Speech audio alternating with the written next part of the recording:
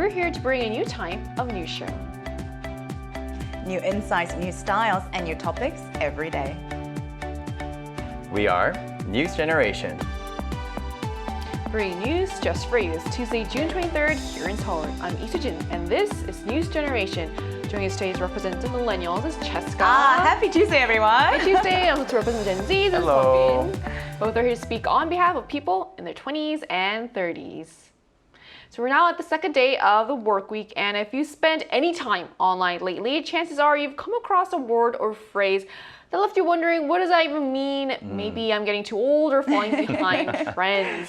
So as trends move faster than ever, new expressions seem to appear almost overnight and quickly become part of everyday conversation. So to kick off our discussion today, Cheska, what new slang or buzzwords have caught your attention lately? I was actually laughing when you made your intro because I must confess, I am precisely, don't laugh one bit, I'm precisely the demographic you mentioned earlier, the ones that go like, huh? What does that mean? I feel really small sometimes. I feel like, is this right? It's like, what am I like? I don't even know what I'm missing here. is the problem, and it takes me a very long time to kind of like be up to date. But I think the one that I know and I got up to date that I'm very proud of is Teto and again. Ooh, You just caught up with that? Just, You have a lot of catch up to do. one thing that I'm not going to have a fun day today. And the thing about these slangs is it's very hard to explain precisely. It's more of a nuance, right? But the teto comes from the word testosterone and again from estrogen. So you might think, what does it have anything to do with hormones? But it's more than just being like, you know, masculine or feminine. It can be a personality, it can be a feeling, and we even attach that word to like a person or a vibe. So if today's show went like really mellow, sort of like warm and motherly, I'd be like, today's show was so again. I hope today's show is again. I hope so. Right? So what about you, Wonbin? Well, for me, these may not be the newest slangs because apparently now I'm on the older side of Gen Z as well. But I brought two slang words that are slightly related to the World Cup or any major competition. The first one is 중꺾마, which stands for 중요한 건 꺾이지 않는 마음. In English, it means what matters is not giving up. And there's also 젖잘싸, which stands for 졌지만 잘 싸웠다. In English, it means although we lost, we fought well. Yeah, so Koreans use these slangs pretty often during daily life as well. And it became pretty popular around, I believe it was the last World Cup in 2022. Yeah, so like in daily life, when you see someone trying really hard after multiple failures or multiple attempts, we would usually say 중꺾마, or if someone did a really good job, even though they didn't get the best results, we would just say like 젖잘싸. So these are the two slangs that I would say are popular during the World Cup season. So it's amazing how moments that bring people together, like the World Cup, can leave a lasting mark on the language we use, and even years later, those expressions still resonate because the message behind them is universal. So we're going to talk more about this, but first, let's take a look at the screen.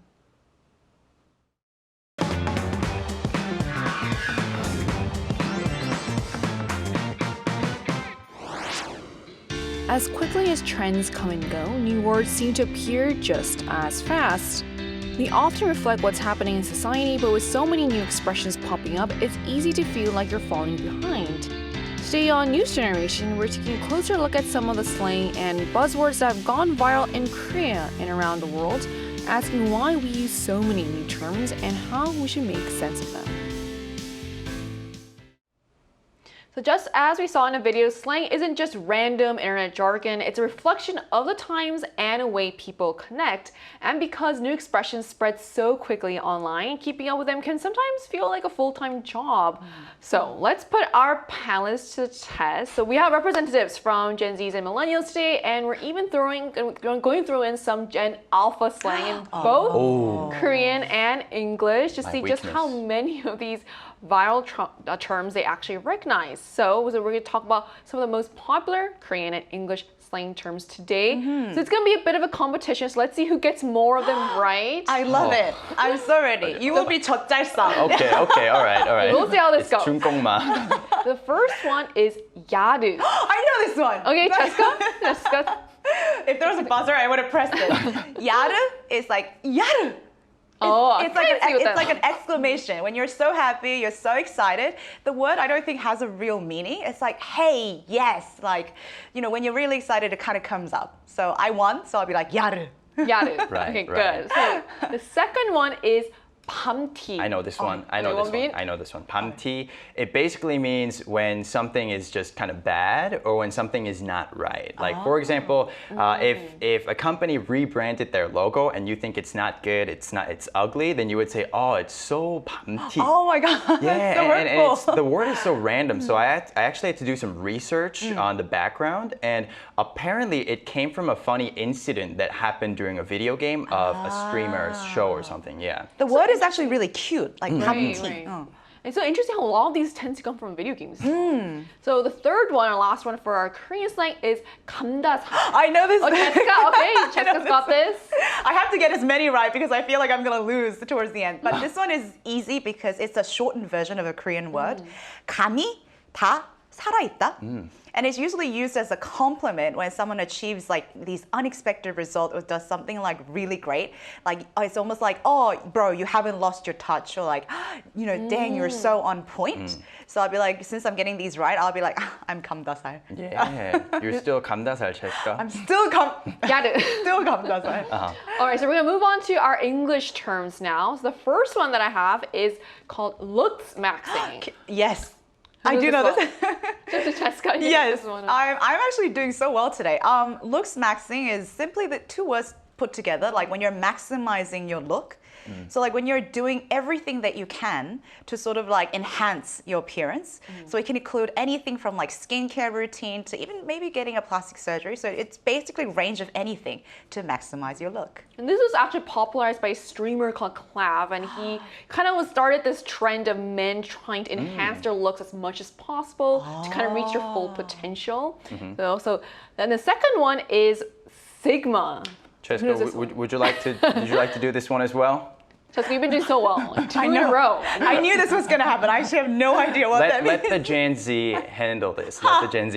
So Sigma means when someone has elite alpha energy. Yeah, ultimate final boss energy. Yeah, someone who's good looking, someone who has that good built physique, and someone who doesn't listen to anyone, who doesn't get influenced easily, someone who's not afraid of going to the other direction while everyone else is following. So it's kind of like the leader wolf energy. So how is it different from the alpha term that we use, like alpha male, alpha wolf? As far as I know, we would have to ask the Gen Alphas for the accurate answer, but as far as the Gen Z knows, it's about 95% similar. Interesting. Just something new, yeah. This is why it's so hard to keep up. I guess it's not cool to say alpha anymore. You have to say Sigma. Yeah. I know. The last one I have today is mid. I like this one. Yeah, well, this one, it's been around for a while.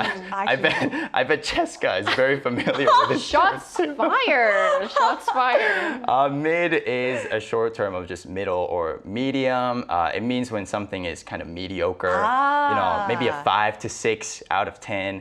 It's not the best, but it's also not the worst. Usually just average or sometimes below average. Gotcha. Definitely, you don't want someone to call you mid. That's No, not you don't want fun. that. You don't want that. Yeah. You want to be Sigma. Yes, you want to be Sigma. Exactly.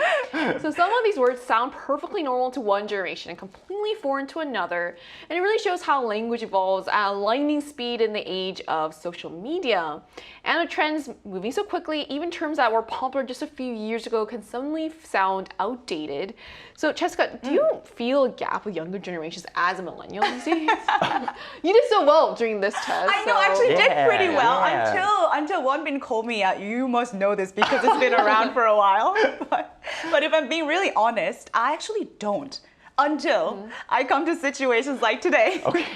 Where I have no idea what the new slangs are, let alone why they exist or how they came into being. Because when I was learning the word Sigma, Susan, you explained the background, and I had no idea that's how it came into being. So I think there are some viral and short video trends where people carry on, like two people carry on an entire conversation, only using like Gen Z slangs or like Gen Alpha slangs. So like, for instance, the prompt is like, if Gen Z were lawyers, how would they speak in court? Right. And I remember I could not understand a single exchange. It's difficult, yeah. And they provided like a subtitle for people like me. So even in the Western world, I heard words like, slay that we used to use or like riz are being sort of like pushed out with these new terms. So I think these new slangs are coming up way too fast and it's almost too much to keep up. And I never felt particularly out of place, thankfully, or out of the mainstream because I didn't know these slangs, which also could be the main reason why I'm always just so lost. So you often talk about millennials and Gen Zs as though they're one group, but even millennials and Gen Z seem to be speaking slightly different languages these days.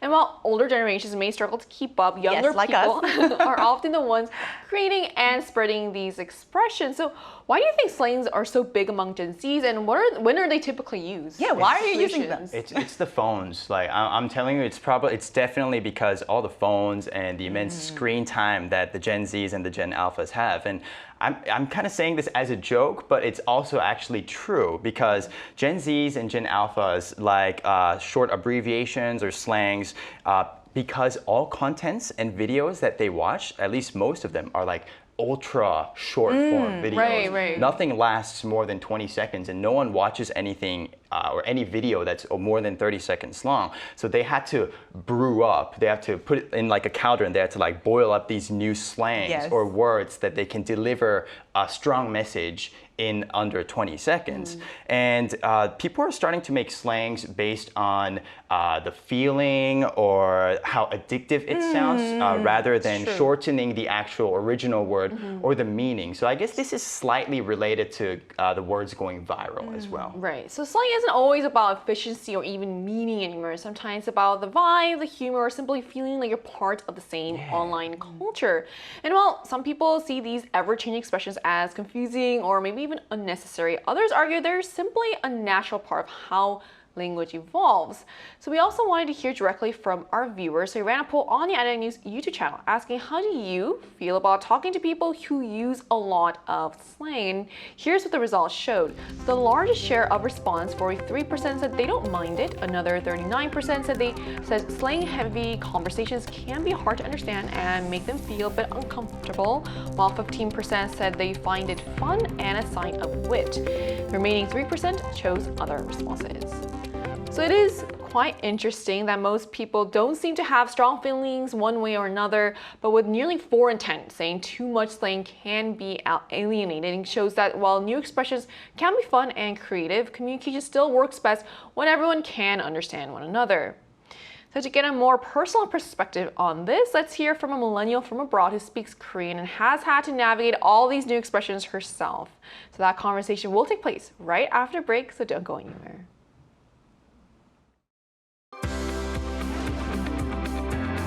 NewsGen wants to hear from you. Go to YouTube and search out channel Arirang.news. Click Posts and cast your vote in the poll. Make a new type of news with us.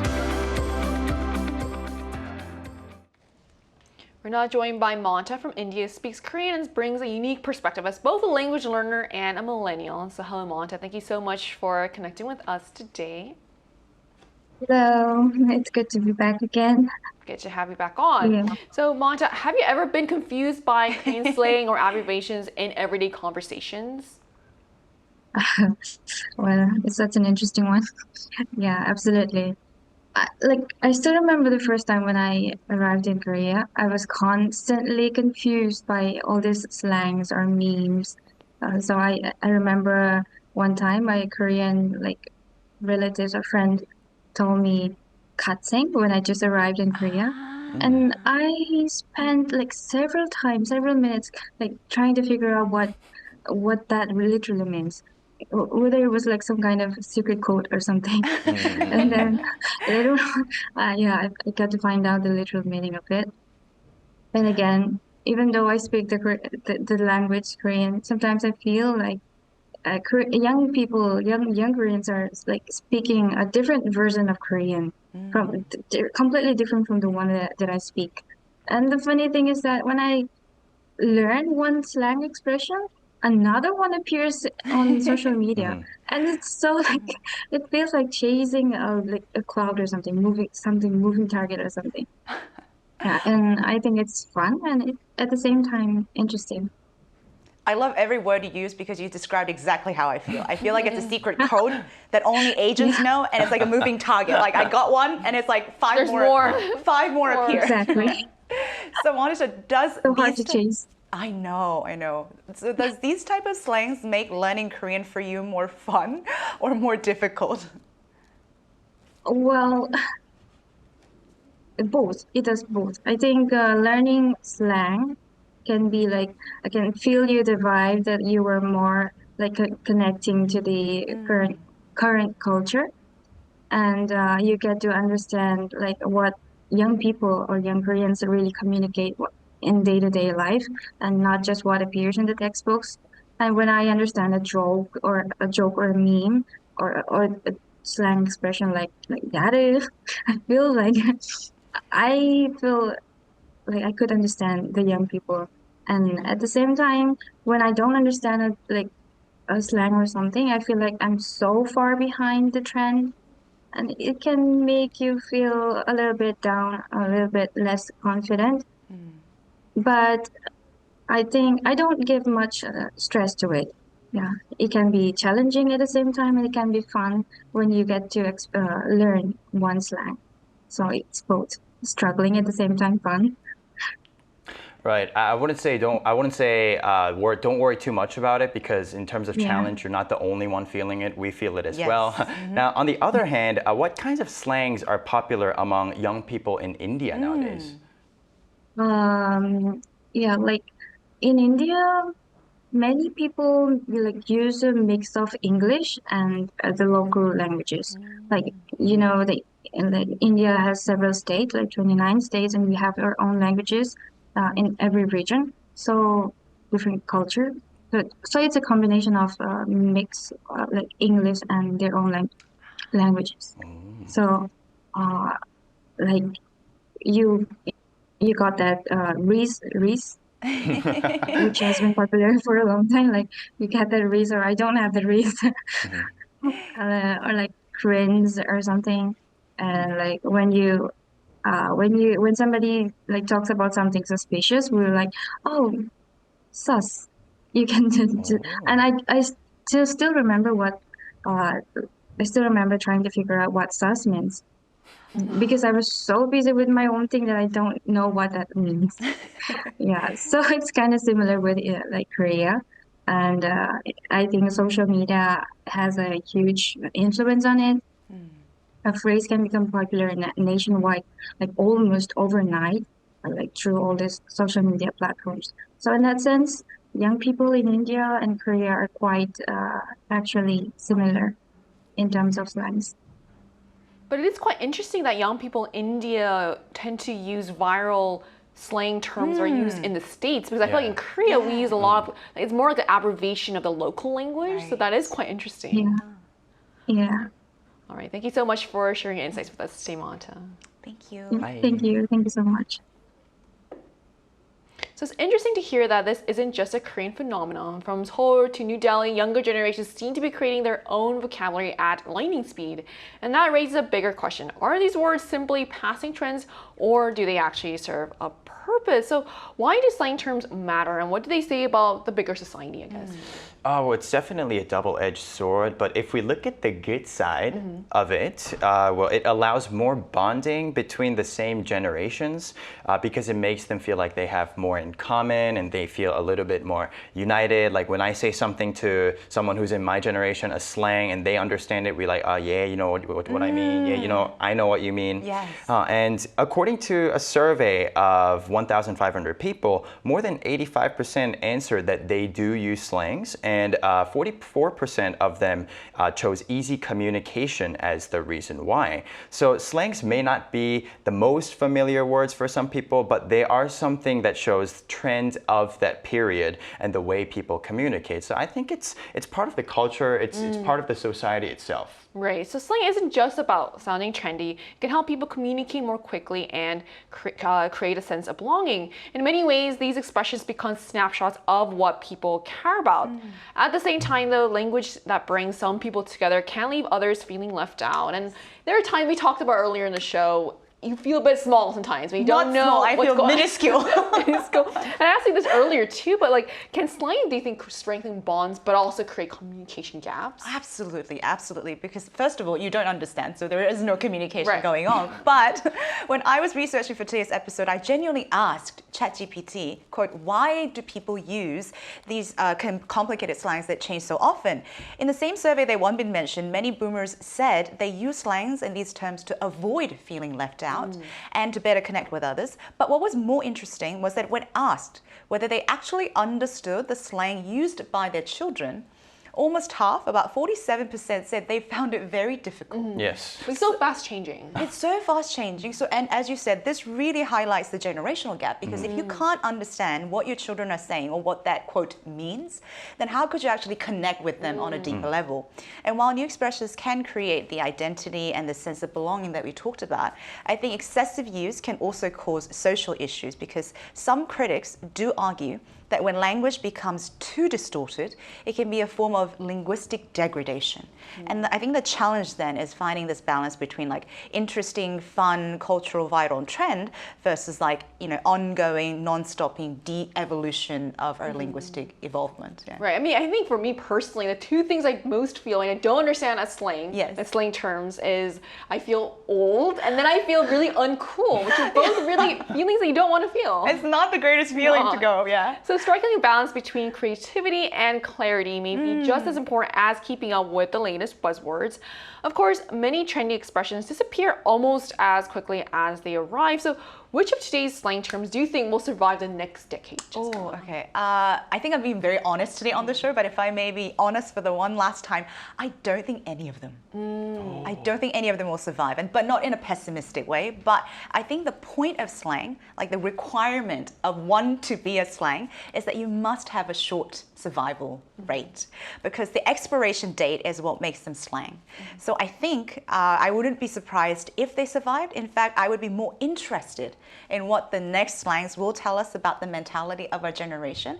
But a part of me also wishes that slowly become extinct so that I can understand what is going on. Like Tetoan again. Like that doing again. Yeah, exactly. I mean, what are your thoughts on this one? Well, if I had to choose one that would survive in the next decade, I would choose more of the seasonal slangs, the one that I introduced at the beginning of our show. I actually agree. Yeah, 중꺾마 and 젖잘싸, because every time there's a major competition, people would think of it and they would use it. But in general, I agree with Cheska. I believe that most of the slangs will go away eventually in the next few years because considering how fast things are changing and how fast the trend is start and end, everything's going to be gone most likely. But like she said again, I think that's the charm of it. So. Right, so slang terms may come and go, but it offers a glimpse into what each generation values and how they communicate.